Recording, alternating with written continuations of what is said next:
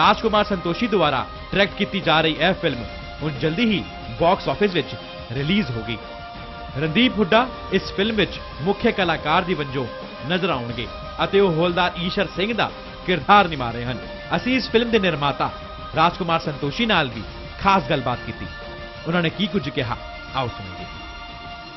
जो सारागढ़ की पोस्ट थी उसकी रखवाली की गई, अफगानियों ने उस पोस्ट के ऊपर कब्जा करना चाहा था और उसके ऊपर अटैक किया। सो वो डट के वहां पे खड़े रहे, वो स्पिरिट के साथ वहां पे खड़े रहे।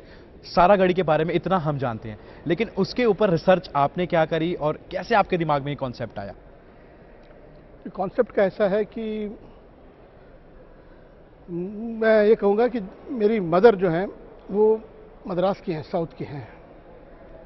जो शादी हुई उनकी, मैं बात कर रहा हूँ 1958 की, 59 की बात कर रहा हूँ, तो वो बम्बई आ रही थी शादी के बाद।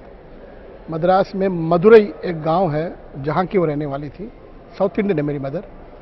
तो बम्बई जा रही थी तो वहाँ उनकी जो अड़ोस पड़ोस के लोग जो थे, रिश्तेदार थे, उन्होंने उससे कहा कि बम्बई बहुत बड़ा शहर है, संभल के रहना, अगर टैक्सी में बैठो तो सरदार जी के टैक्सी में बैठना। तो ये मेरी माँ ने मुझसे कहा, तो ये बहुत बड़ी बात है। मुझे लगा कि मद्रास के दूर मदुरई गांव में वहाँ के लोग भी ये सजेशन देते हैं, ये एडवाइस देते हैं कि बैठो तो सरदार जी के टैक्सी में बैठना। यानी कि सरदार जी के बारे में क्या इंप्रेशन है, किस तरह का इंप्रेशन बना होगा कि लोगों के नज़र में कि ये सरदार जी जो है ये हमारी रक्षा करेंगे, ये पीछे नहीं हटेंगे, चाहे दुबला पतला क्यों ना हो, बुजुर्ग क्यों ना हो, लेकिन अगर सरदार जी है वो खड़ा हो जाएगा आपके लिए, वो आपका साथ कभी नहीं छोड़ेगा। तो ये इंप्रेशन तो बचपन से था मेरे जहन में। फिर एक बार मैं शीशगंज गुरुद्वारे में गया था, आज से 3-4 साल पहले, 5 साल पहले।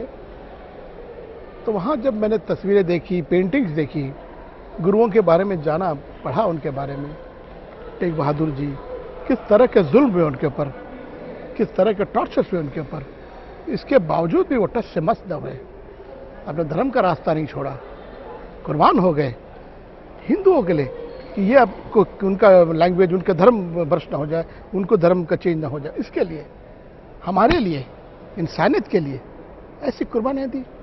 तो हम क्या कर रहे हैं? आज का जनरेशन क्या जानता है क्या उनके बारे में? तो ये, और फिर मुझे ये भी लगा कि हम सिनेमा वालों ने सिखों के साथ इंसाफ नहीं किया। हमने मोस्टली सिखों को मस्करा के रूप में देख लिया, गाना गाते हैं, कॉमेडी करते हैं। तो सीरियसनेस, उस कौम की कंट्रीब्यूशन क्या है? जब मैंने फिर स्टडी की सिखों के बारे में, स्टडी करते हुए ये चैप्टर्स समझ में आई कि पहले की मूवीज में जैसे जॉनी लीवर जब किरदार निभाते थे तो उनको एक फनी कैरेक्टर के रूप में, सरदार के रूप में, फनी कैरेक्टर के रूप में उनको सामने लेके आया जाता था। लेकिन जो अब आपकी मूवीज जिस तरीके से आपने डायरेक्ट करी, आपने लेजेंड ऑफ भगत सिंह करी और उसके बाद आपने काफ़ी मूवीज़ में आपने काम किया। जैसे आपने चाइना गेट एक मूवी बनाई थी जिसमें वो भी एक सोल्जर्स थे जो लड़ते थे अपनी जगह को पाने के लिए, वो भी पूरी जोर से लड़ाई करते थे। सो इस तरीके का जॉनर आपके कॉन्सेप्ट जो हैं वो उस पर आप कितनी स्टडी करते हैं, या फिर आपको ये जॉनर बनाने में मज़ा आता है? मुझे बहुत मज़ा आता है कि आप ऐसी फिल्में बनाओ जिससे यंगस्टर को प्रेरणा मिले। चाइना गेट का जिक्र करें, चाइना गेट की कहानी का प्रेमाइस यही था कि रिटायर होने के बाद भी वो देश के काम आ सकते हैं, देश की सेवा कर सकते हैं। बैटल ऑफ सारागढ़ की अगर बात करें तो आपने बताया कि आपने इसके लिए काफ़ी लर्निंग ली और काफ़ी रिसर्च करी आपने। सो जब पहली बार आप रणदीप हुड्डा के पास ये स्क्रिप्ट लेकर गए होंगे, जब आपने उनको इसके बारे में बताया होगा, उनका कैसा एक्सप्रेशन था? क्योंकि एक सिख किरदार को निभाना, एक अगर कहा जाए एक हरियाणवी छोरा सिख के किरदार में आता है, तो उनको कैसा लगा ये? जी, जब रणदीप बहुत अच्छे एक्टर हैं, मैं बड़ी इज्जत करता हूँ उनकी, जिस तरह का फिल्म करते हैं।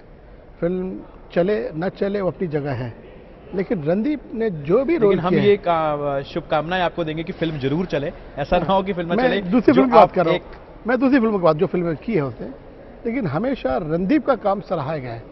जब भी कोई रोल किया है हमेशा सराहा गया और मैंने पसंद किया रणदीप का काम है। अच्छा, रणदीप से भी आज हमने बात करने की कोशिश करी कि रणदीप से हमने जानना चाहा इस फिल्म के बारे में, हमने चाहा कि रणदीप से बात करी जाए, लेकिन रणदीप ने कहा कि मैं अभी मीडिया को कोई इंटरव्यूज़ नहीं देना चाहता, क्योंकि मैं चाहता हूं कि एक सीरियस किरदार जो है वो मेरे अंदर आए, क्योंकि मैं नहीं चाहता कि सरदार ईशर सिंह का जो मेरा करैक्टर है वो बाहर जाए और फनी हो जाए। करेक्ट। उन्होंने कहा कि मैं एक सीरियस किरदार देना चाहता हूं, तो सीरियस किरदार को देने के लिए रणदीप को क्या ट्रेनिंग दी जा रही है? रणदीप खुद, जैसा मैंने कहा, बहुत ही कल्चर्ड, बहुत ही मजावा एक्टर है।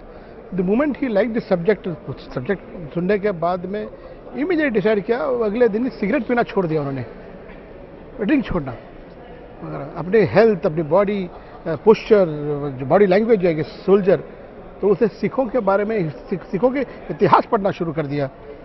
4 बड़ी बड़ी किताबें ला के रोज पढ़ता है, वो हमको बताता है कि ये कड़ा का साइज ऐसा होना चाहिए था, उसका ऐसा होना चाहिए, अपना एक होमवर्क, अपना एक डिटेल, फौजियों के बारे में पढ़ना शुरू किया। ऐसे बहुत कम हीरो मिलते हैं जो इतनी मेहनत करते हैं, लगाव के साथ काम करते हैं।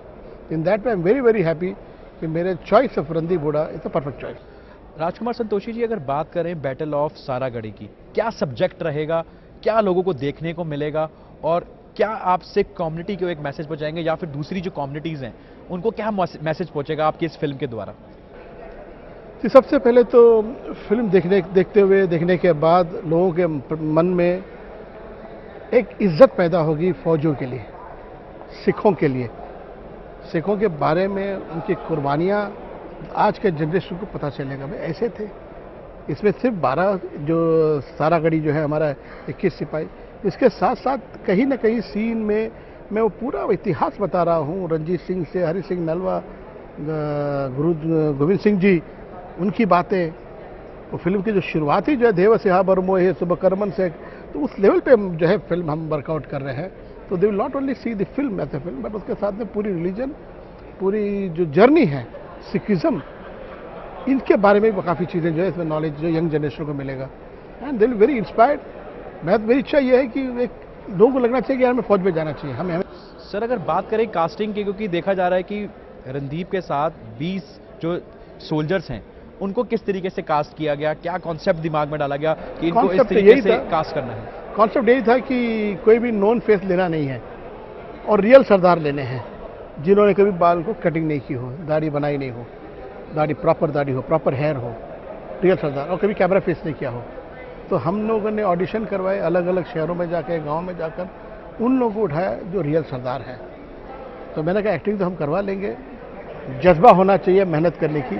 तो आज जो देखा आप लोगों ने वो सब वो लड़के हैं जिसमें जज्बा है कुछ करने की। अगर सर बात करें उस टाइम की वेपन्स की, उस टाइम के वेपन्स जो थे वो आज के टाइम में अगर आप उसको जब शूट करने जाएंगे तो वो शायद वेपन्स आपको वैसे जो कॉपीज़ हैं वो ना मिल पाएँ आपको आज की डेट में एक नई टेक्नोलॉजी के वेपन्स मिले। सो वहाँ पर कैसे वर्कआउट किया जाएगा? आर्ट डायरेक्टर ने पूरा होमवर्क कर लिया है, हमने ऑर्डर दे के बनवा लिया है, उसी टाइम के वेपन, उसी टाइम के तलवार, सारे प्रॉपर्टीज़ वगैरह जो है।